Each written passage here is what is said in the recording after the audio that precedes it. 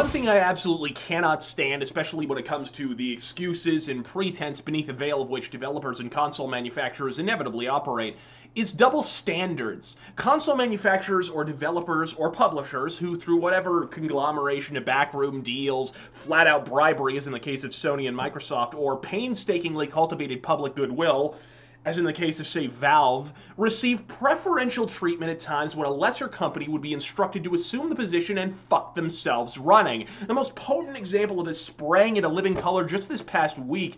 Look, with apologies in advance for butchering this man's name, even a baguette-boffing francophile such as myself occasionally struggles with French pronunciation, but Ubisoft CEO Yves Guillemot?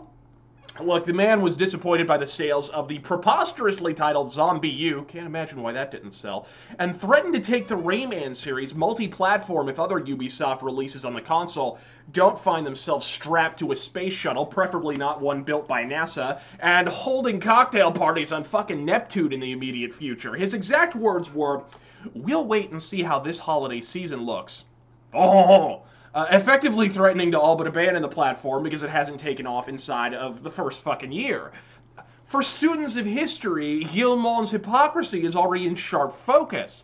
The last big failed console launch was spectacular indeed. The PS3 didn't find its audience inside of the first 2 years, let alone 1, but Ubisoft not only continued to make PS3 exclusives, they made PS3 exclusives as late as 3 years into the PlayStation 3's fiscal Brown study. Anybody unfortunate enough to retain even the faintest memory of Ubisoft's 2008 PS3 exclusive by the name of Haze? Anybody remember when Ubisoft was one of, -5 developers who swilled the Kool-Aid and made PlayStation Move exclusive software like, Racket Sports?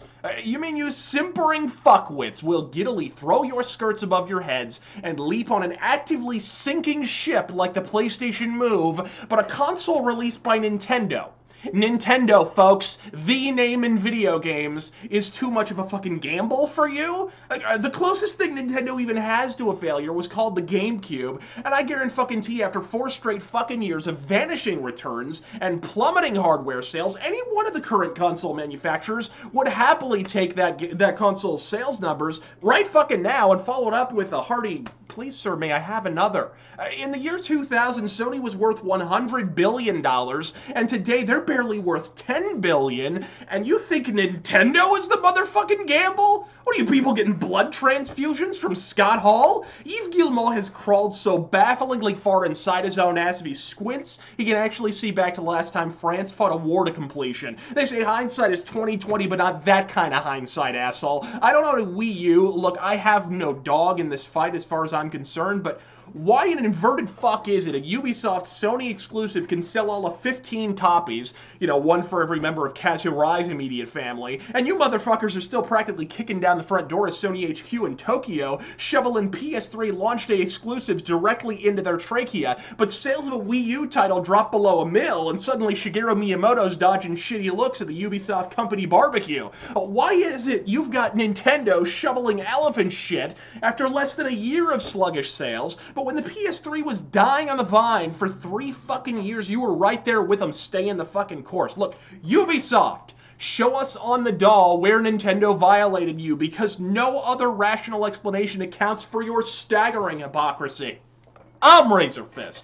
God fucking speed.